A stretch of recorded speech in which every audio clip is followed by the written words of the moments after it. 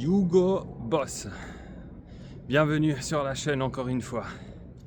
Alors, comme je disais dans la vidéo précédente, j'ai promis que j'allais parler d'un thème qui revient aussi très souvent dans notre société, qui est utilisé le plus souvent pour criminaliser les hommes de façon totalement idiote et sans réfléchir de façon approfondie. Je vais bien entendu parler du fameux féminicide, n'est-ce pas, qui est un nouveau terme qui est apparu dernièrement parce que, n'est-ce pas, il faut donner un nom à tout. On ne parle donc plus seulement d'homicide désormais, c'est-à-dire de la mort d'un homme avec un grand H, femme, homme, jeune ou vieillard, peu importe, mais on a commencé à introduire ce terme féminicide. Voilà.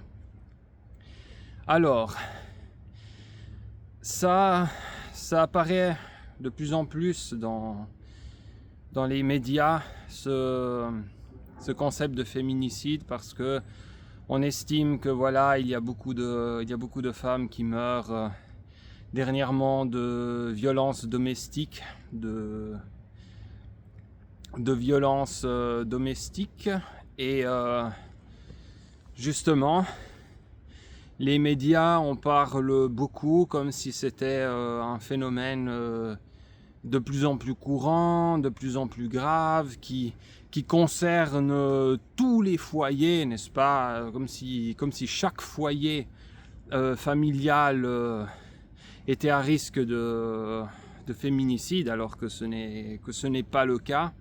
Et bien entendu aussi le résultat, c'est que suite au décès de ces pauvres femmes, eh bien il y a toute une série de filles complètement enragées qui envahissent les réseaux sociaux, surtout TikTok. Des filles évidemment habillées avec des cheveux d'une couleur pas possible, où on dirait qu'elles sont tout droit tombées dans la benne d'un chantier. Et évidemment, elles se défoulent en ligne, elles font les enragées, elles disent que tous les hommes ils devraient faire un mea culpa, qu'ils sont tous potentiellement des criminels, et ainsi de suite. Donc, pour éviter de tomber dans ce genre de déclarations idiotes qui n'ont ni queue ni tête et qui n'ont qu'un seul but, qui est celui de criminaliser les hommes, comme si tous les hommes avaient ce genre de réflexe et se comportaient tous de la même manière, eh bien, j'ai pensé clarifier un petit peu les circonstances dans lesquelles ce genre d'incident survenait. Alors, déjà à titre personnel, je tiens à dire, et ce n'est pas une plainte ou pour entrer dans le gang des mouchoirs et puis me poser en tant que victime, j'en ai rien à taper, mais c'est juste pour illustrer ce qui peut se passer aussi dans la vie d'un homme.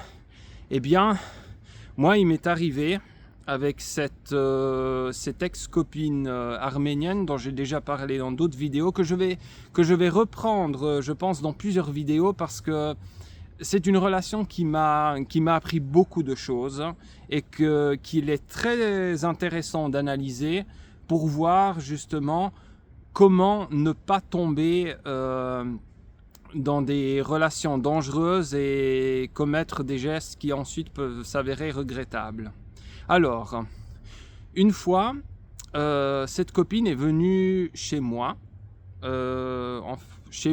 et c'était aussi en même temps chez ma tante et chez ma mère, chez ma famille, disons, pour passer le Noël. C'était il y a quelques années. Et je savais que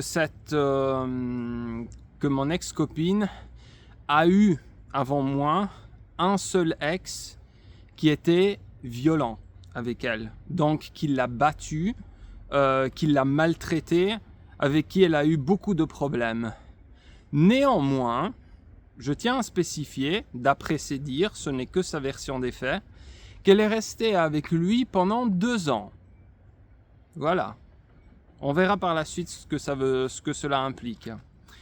Et lorsqu'elle était chez moi, nous nous sommes disputés à un moment donné. Et ça arrivait souvent. Comme je disais, c'était une relation vraiment borderline. Donc en dents de scie continue. Des très hauts où tout d'un coup j'étais le roi du monde. Et puis après, tout d'un coup, ça allait vers le bas et j'étais la dernière des merdes. Donc c'était une relation de ce type. Et à un moment donné, quand la relation elle allait vers le bas, eh ben, nous nous bagarrions verbalement. Et ça allait crescendo. Et tout d'un coup, écoutez bien, tout d'un coup, quand elle commençait à s'énerver de plus en plus, et qu'elle voyait que moi aussi je m'énervais, eh ben, figurez-vous qu'elle m'a sorti ceci. Elle m'a dit, eh ben allez, viens, tape-moi, allez, vas-y, tape-moi. Vous vous rendez compte de ce qui vient d'arriver? Tout simplement, elle a intériorisé dans sa tête que quand il y a un conflit et que son homme, quel qu'il soit, est de mauvaise humeur, ça allait de soi qu'il la tape. Pour elle, c'était quelque part la normalité. Moi, évidemment, j'ai refusé de le faire parce que ça ne sert à rien de faire tout ça. Ça indique tout simplement une personne qui est incapable de communiquer clairement, et ce n'est pas mon cas. Je sais très bien communiquer verbalement sans avoir besoin de recourir aux mains, et donc j'ai refusé de faire ça. Je ne l'ai pas frappé, je ne voulais pas le faire. Déjà, pour ce que je viens de dire, et deuxièmement, évidemment, pour ne pas avoir de problème juridique par la suite. Donc moi, j'ai refusé de la taper. Je n'ai pas voulu le faire et je ne l'ai pas fait. Néanmoins, vous auriez dû voir l'étonnement qu'il y avait dans son regard. Comme si elle me regardait, elle ne comprenait pas pourquoi moi je ne le faisais pas. Vous voyez où est le problème? Pour elle, c'était normal que je le fasse, alors que pour moi, pas du tout. Et c'est justement là que je veux en venir. Le plus souvent, lorsqu'il y a ce genre de disputes qui finissent mal, c'est tout simplement parce que nous avons deux individus, un homme et une femme, de basse valeur, qui ont une basse estime d'eux-mêmes, qui se rencontrent. Comme je le disais dans une vidéo précédente, qui se ressemble, s'assemble. Il faut comprendre qu'en Occident, nous ne sommes pas dans une république islamique. Et vous allez me dire, mais quel est le rapport? Eh bien, tout simplement, je veux dire par là qu'en Occident, nous n'avons pas, ou en tout cas nous n'avons plus de mariage arrangé. Ça veut dire que les membres du couple se choisissent eux-mêmes. Il n'y a personne qui les oblige à se mettre ensemble. Lorsqu'une femme se plaint justement qu'un homme la bat ou ainsi de suite, mais personne ne l'a obligée, ne l'a forcée, cette dame, à choisir ce gars. Personne ne l'a obligée. Elle l'a choisi parce que quelque part, elle pensait mériter ce qu'elle a. C'est ça tout le drame. Et ce qui se passe, eh bien, c'est que justement, ces pauvres femmes que je plains de tout cœur, au lieu de réagir comme une personne normale, comme une femme ou un homme qui se respectent eux-mêmes, à savoir de dire, lorsque la personne lève la main, de dire « ça suffit, je ne tolérerai jamais ça », prendre ses affaires, claquer la porte et ne plus jamais adresser la parole à ce genre de personnes. Le problème de ce genre de femmes qui subissent les violences domestiques, c'est justement qu'elles ne réagissent pas. Très souvent, on entend aussi beaucoup de jeunes femmes qu'on peut rencontrer qui disent « Ah, j'ai été dans une relation toxique, etc. » Et vous, si vous êtes un petit peu futé, vous leur demandez « Ouais, d'accord, mais tu es resté combien de temps avec cet homme ?»« Ah, 1 an, 2 ans, 5 ans. » Et la question la plus légitime dans ce cas, c'est « Mais pourquoi tu es resté aussi longtemps si c'était si toxique que ça ?» Et le problème, c'est qu'apparemment, ça ne leur vient pas à l'esprit de mettre un terme à ces relations. Et c'est ça qui est bizarre dans cette histoire. Et c'est dû à une basse estime qu'elles ont d'elles-mêmes. Veux-tu parce qu'elles ont grandi dans une famille dysfonctionnelle avec des parents divorcés, veux-tu parce qu'elles ont été maltraitées par leurs parents, mais quelque part, elles ont intériorisé que les maltraiter, c'était ce qu'elles méritaient, malheureusement. C'est là le drame dans cette situation. Et donc, lorsque quelque chose de semblable se passe, il faut se dire que déjà c'est un phénomène qui a malheureusement toujours existé depuis que l'homme est homme, et que ça concerne pas tous les foyers, pas tous les couples du monde. Ça concerne les couples formés de personnes qui sont dérangées mentalement. Que ce soit bien lui ou elle, les deux sont dérangés mentalement. Parce que ce n'est pas normal qu'une personne lève la main sur l'autre et que celle-ci continue de se laisser faire ad aeternam jusqu'à ce que cela aboutisse au bout d'un moment à la mort. Que ce soit un homme ou une femme, parce que j'ai connu aussi un voisin qui habitait en dessous de chez moi qui a subi des violences physiques d'une femme. Alors ça c'est plus rare, je vous l'accorde, mais ça existe aussi. Et lui, évidemment, il a réagi très vite et il ne lui a plus jamais adressé la parole. Et c'est bien ça, et c'est juste ça. Donc, ce qui est vraiment important, c'est de comprendre la chose suivante. C'est extrêmement rare qu'une personne qui est violente au niveau conjugal vous tue immédiatement. C'est un processus qui va crescendo. Ça commence par de la violence verbale. Ensuite, vu que cette violence verbale est tolérée par la personne, par la victime, alors, gentiment, on grandit, on escalade les choses et on va à la violence physique légère, puis à une violence physique plus prononcée et enfin, cela aboutit à la mort. Donc, voyez que ce n'est jamais un processus qui commence de façon abrupte. Ça s'installe peu à peu.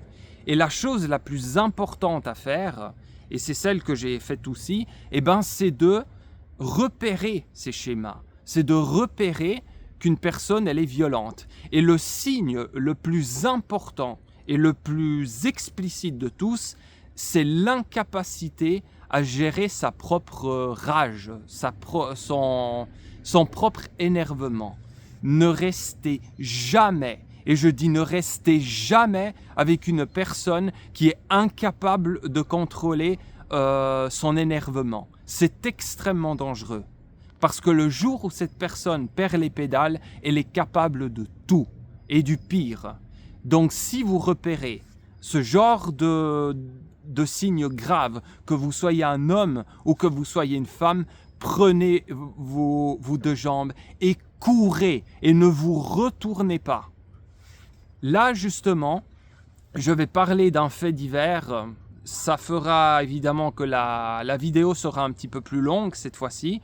Je vais parler d'un fait divers qui a eu lieu en Italie en novembre 2023. C'est l'affaire Giulia Cecchettin. Ça a fait beaucoup parler de lui, cet événement. Pourquoi ? Parce que c'est un événement qui a bouleversé l'Italie. Il faut savoir qu'en Italie, il y a beaucoup de fameux féminicides. Cela est relié essentiellement à des facteurs culturels qui sont quelque part un petit peu des vestiges du système clanique qu'ont certains peuples de la Méditerranée, notamment les Italiens et surtout les Italiens du Sud. L'Albanie aussi qui fonctionne selon un système clanique. D'ailleurs, il y a un livre qui régit le code de l'honneur qui s'appelle le Qanun. Il y a aussi la Crète apparemment qui avait ce genre de problème, la Corse aussi et la Turquie. Et en général, les pays africains et arabo-musulmans. Donc, l'Italie, elle a un petit peu aussi dans le nord, où cela est arrivé vers Venise, il y a un petit peu ce vestige de ce code de conduite du passé qui est quelque part le droit de l'honneur. Et donc, il y a eu jusqu'à il n'y a pas très longtemps une espèce de clémence, d'indulgence envers les crimes passionnels. Et cela fait que encore aujourd'hui, il y a pas mal de violences conjugales dans ce pays. Et là, ce qui s'est passé, ce n'était pas vraiment des violences conjugales à proprement parler, puisque le couple n'était pas marié. Mais cette Giulia Cecchettin, 22 ans, au moment de sa mort, elle avait connu une année auparavant son petit copain, qui fréquentait normalement la même université qu'elle. Elle était sur le point d'être diplômée quelques jours après sa mort. Et elle a connu ce gars.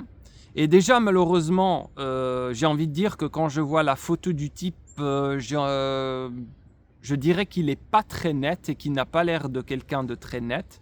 Mais enfin, elle s'est mise avec ce type. Elle est restée à peu près une année avec lui, mais vers la fin, elle voulait se distancier toujours plus. Pourquoi ? Parce qu'apparemment, ce gars était extrêmement possessif et il menaçait régulièrement de se suicider si Giulia le larguait. Évidemment, on connaît ce genre de manipulation qui est relativement fréquent chez les personnes justement qui sont complètement qui n'ont aucune estime d'eux-mêmes et qui n'ont aucune dignité, pour faire évidemment du chantage affectif à l'autre. Et donc Giulia avait vraiment de la peine à le laisser partir parce qu'elle avait peur qu'il passe à l'acte, ce qu'on peut comprendre dans une moindre mesure. Néanmoins, le problème, c'est qu'il devenait de plus en plus possessif, de plus en plus jaloux, et ça aurait dû être un très gros signal d'alarme pour Giulia. Néanmoins, elle décidait de continuer de le voir. Et à un moment donné, elle s'est relativement décidée à le larguer. Et lui, il lui dit bon, écoute, on ne peut pas se voir une dernière fois pour se dire adieu. Et malheureusement, ce jour-là, Giulia a accepté de le revoir. Et lui, il l'a enlevé en voiture. Il l'a amené pas loin d'une forêt, il l'a poignardé une quinzaine de fois et il l'a jeté en bas d'une falaise avant de s'enfuir en voiture et d'être capturé en Allemagne. Donc, comme vous voyez, cette pauvre fille a été tuée d'une façon absolument macabre et cela a secoué tout le pays. Et ça se comprend. Néanmoins, il y a beaucoup de questions qui reviennent et la principale est la suivante. Mais pourquoi est-ce qu'elle a choisi ce type ? Qu'est-ce qu'elle a trouvé à un type tellement déséquilibré qui, comme on le voit, ne l'a pas non plus menacé du jour au lendemain ? Je veux dire, ce rapport toxique, dangereux de possessivité ne date pas de la veille de son assassinat. Et donc, on peut se demander comment elle a pu choisir un type pareil, alors que, je le répète, en Occident, les femmes sont totalement libres de choisir avec qui elles veulent passer leur vie. Les parents de Julia ne l'ont pas du tout obligée à choisir ce type, ni les parents du gars. Elle l'a choisi de façon purement délibérée. Et avec les conséquences qui ont suivi. Et cela pose beaucoup de questions sur elle, quoi. Pourquoi elle a choisi un type pareil? Parce que, voilà, il faut croire qu'elle-même n'était pas non plus totalement équilibrée mentalement pour ne pas se rendre compte que ce type était dangereux et qu'il y avait des signes très inquiétants qui le démontraient. Parce que le problème, très souvent, c'est un schéma que l'on retrouve chez beaucoup de femmes battues, c'est que quand elles sortent, si elles s'en sortent, d'une relation où elles ont été maltraitées, lorsqu'elles sont face à un psychologue ou la police se dit « Ah, mais plus jamais une relation comme ça, plus jamais de la vie ». Sauf que quel est le problème? Quelques mois ou quelques semaines ou quelques années plus tard, peu importe, elles retrouvent un autre gars et devinez quoi? Il les maltraite exactement de la même manière. Elles commettent exactement le même schéma, de nouveau, encore et encore. Alors à un moment donné, il faut être franc, je dirais. Si le problème, c'est toujours eux, ça veut dire qu'en réalité, le problème, c'est elle. C'est elle le problème. Pourquoi elle tombe sous le charme de ce genre d'homme et pas d'un type bien qui n'a aucune intention de lui faire le moindre mal, qui serait prêt à tout pour la rendre heureuse? Et non, elle choisit à chaque fois ce genre de gars qui tape sur les chiens et les meubles. Mais franchement, il y a des questions à se poser, quoi. Et on dit souvent qu'on attire ce que l'on est. Donc là, vous voyez que ces histoires de féminicide, pour ces histoires de féminicide, il ne suffit pas de criminaliser les hommes. Non, tous les hommes ne sont pas comme ça. Non, tous les hommes ne sont pas des meurtriers en herbe. Non, tous les hommes ne sont pas prêts, n'ont pas envie d'assassiner leur conjointe ou leur copine. Non. Là, le problème, c'est que ces femmes choisissent toujours ce même profil de gars. Donc le problème, il est chez elles. Elles ne sont pas bien, elles ne sont pas équilibrées mentalement, parce que je répète, une femme qui se respecte, si elle voit le moindre geste comme ça, elle quitte le gars, elle bloque le numéro et elle ne l'appelle plus jamais.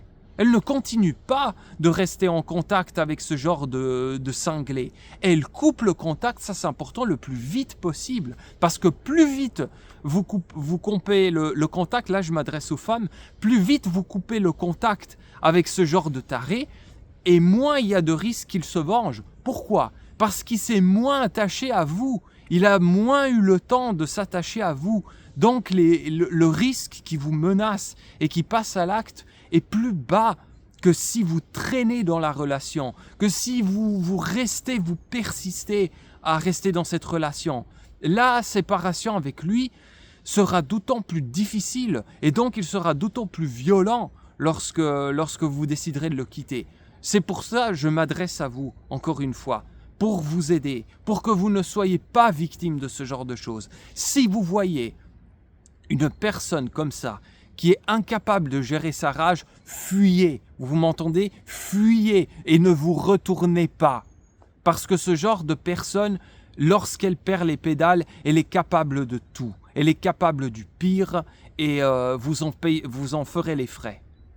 J'espère donc que ce message a été reçu 5 sur 5 et j'espère que cela peut aider à éviter ce genre de problème. Parce que malheureusement, quand il s'agit de ce genre d'accident, une fois, ça peut suffire. Je vous remercie pour l'attention prolongée, car cette vidéo a été plus longue, mais je ne pouvais pas être plus bref que ça, parce que je devais expliquer ce concept de façon exhaustive. Je vous remercie donc pour l'attention, et je vous dis à la prochaine vidéo. Portez-vous bien, et surtout, Faites attention à qui vous faites rentrer dans vos vies. À très bientôt.